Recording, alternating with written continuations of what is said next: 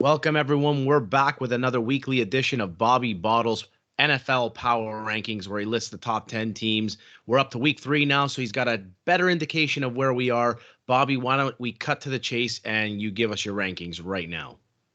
Sure. And I'm going to have one massive surprise for you guys, and I'm going to let you guys pick it out. Let's start with the number 10 spot. I have the Minnesota Vikings, coming off a tough loss this week, but I still have them in the number 10 spot. Number 9, Baltimore, the Baltimore Ravens, also giving up that huge 21-point lead, 28-point lead, whatever it was, to Miami. What a game that was. Number 8, the Philadelphia Eagles.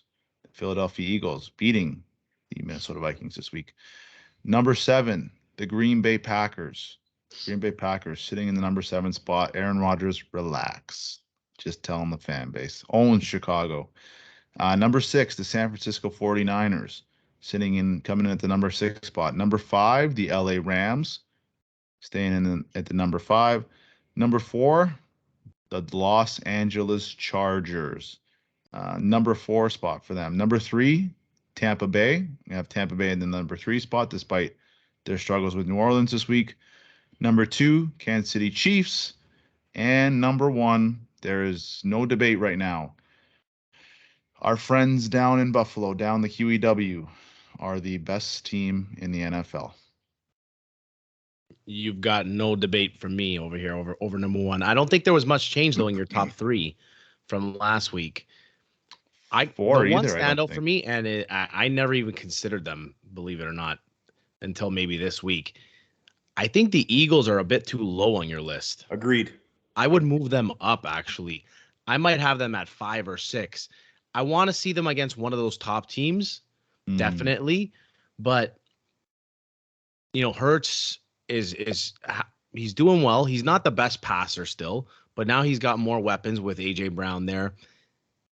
Their defense is really solid. I mean, they completely shut down Justin Jefferson. Darius Slay, great cornerback, one of the best in the league. That's a tough team that I don't want to play right now. So I wouldn't move them too far up. I wouldn't put them in my top 4, but I'd say they're about that 5, 6. I would have them ahead of Baltimore. And what was that other team I think that you had? It's just They had Green Bay ahead of them. I think I would put them ahead of Green Bay too, to be honest. I want to see them beat somebody good. I need them, the like Vikings Minnesota. are good. They just dominate. They are. Yeah, it's one game though, right? And we know that one game. I tend not to overreact.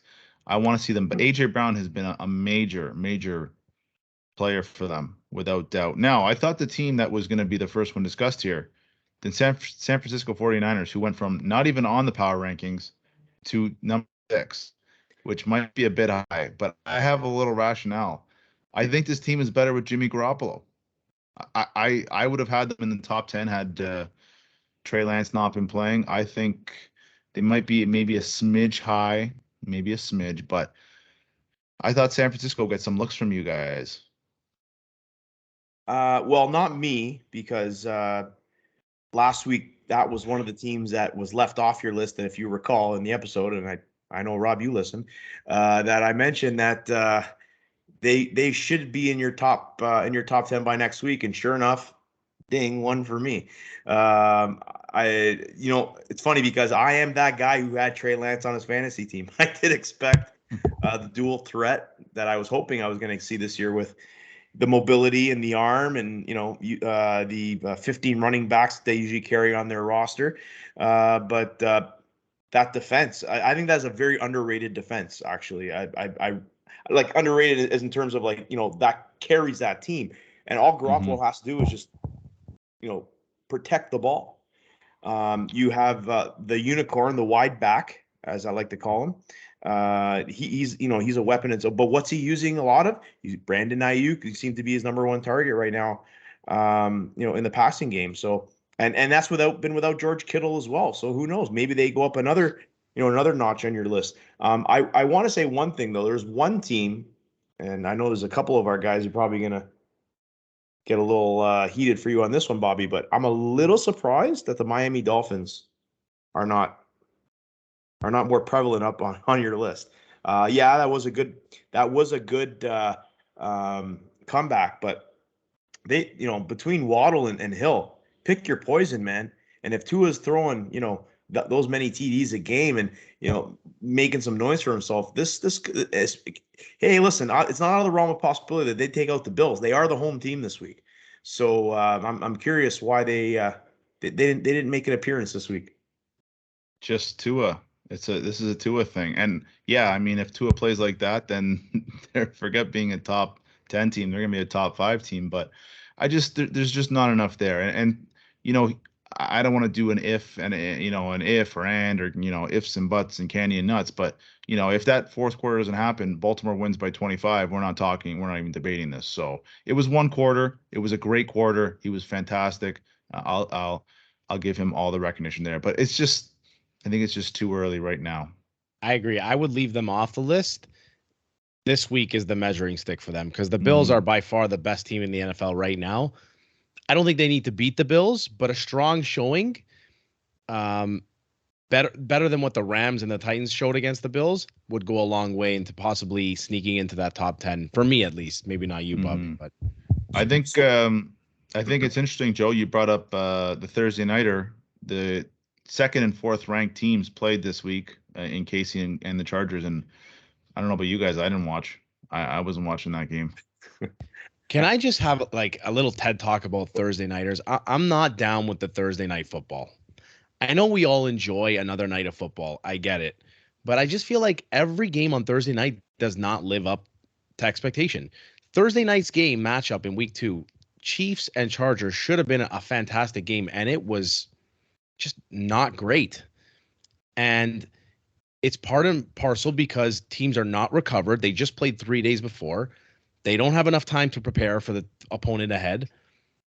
I would much rather see a doubleheader on Monday night, and I mean doubleheader like back-to-back, not simultaneously like we just had, where I had the flip back and forth, but one game at 6, one game at 9:30, something like that every Monday, as opposed to what we have now with the Thursday nighters. It's just not safe for the players. The games are not good, and my fantasy players always underperform. I'm going to start benching Thursday night players.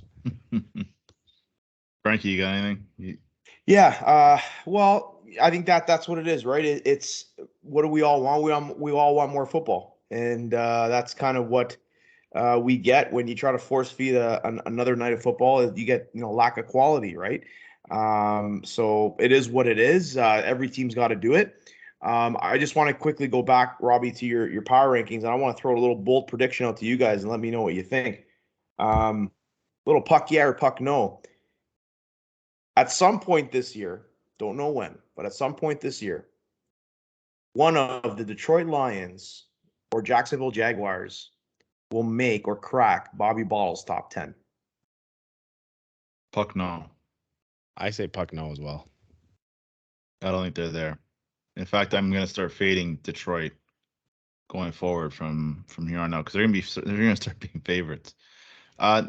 I was kind of considering Arizona. I still like Arizona. I think they're a really good weeks 1 to 10 team. Joe, is there anybody that you would have in this top 10 that wasn't there, or anybody you would take out? Anybody? Minnesota and Baltimore probably. I don't have much problem with most of your list. Just maybe the placement of the teams. Last week we talked about maybe the Raiders, but they're 0-2 now, so that wouldn't be it. The Patriots, I don't think they're there yet, but they got a really strong defense. Pretty good run game as well, but I don't think they're there yet. So I think the Broncos to me should be in there, but they haven't showed it. Yeah. Yes. You know what I mean? And I believe you had them in the top 10 last week and you took them out this week, which probably was a dagger in your heart, but I think they'll be in your top 10 at some point this year. I think Russell Wilson has to figure it out. He can't be this bad. Yeah, they were not. They were I believe, our 11th or 12th team. You know what I'd love to do? I'd love to propose a new segment live on the air right now. It's going to be called the 3 S's. It'll be called Stupid Shit Said. And it's just stupid things we say. Because I got one. I said I trusted the Las Vegas Raiders more than the Kansas City Chiefs before the season in another pod. And that is just downright stupid looking back. So We I think wouldn't we- expect anything less from you. Who's Bob. who's got a worse offensive line, the Cincinnati Bengals or the Las Vegas Raiders? Because Derek Carr and Joe Burrow have spikes on the back of their back, and the back of their head, because they are getting destroyed by other teams. And the Bengals were supposed to have had this like totally improved line. They just haven't shown it yet. The thing with an offensive line is it takes a little bit of time to build some camaraderie and be able to work together, because it really is a 5-man unit. And especially if you don't play your starters in preseason, it's going to take some time for them to mesh. We'll see by week 6, 7 how that offensive line is faring by then. If he's still getting sacked 6, 7 times, then we have a problem. And these aren't, and from what I understand, I haven't watched all of the Bengals game. I watched week 1's game, obviously, because they played the Steelers.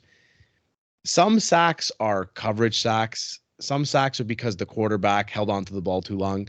These are sacks to me that they're on the offensive line. They're not on Joe Burrow. So it may have been that the gifts that Joe Burrow got his linemen just weren't good enough. Well, on the flip side of the coin, we have stupid shit said. Then we can have smart shit said. I called the Bengals, man. I said I feel like this is the team that's not going to make the playoffs this year, and we're on track. Robbie. Save that one, Robbie, because I think we got another video coming on YouTube that you just might want to have that stand on that Ooh. soapbox. Drop a little tease there. all right, boys, we'll get out of here. Everyone enjoy the slate of games this week, starting with the Steelers and Browns on Thursday night, the amazing Thursday night games. That's going to be a doozy. And the slate of games on the weekend. We'll get back to you next week with week 4's power rankings from Bobby Bottles, the married man, the new married man. Can't you see by how happy he is in the face? Oh, and the ring. Look at that.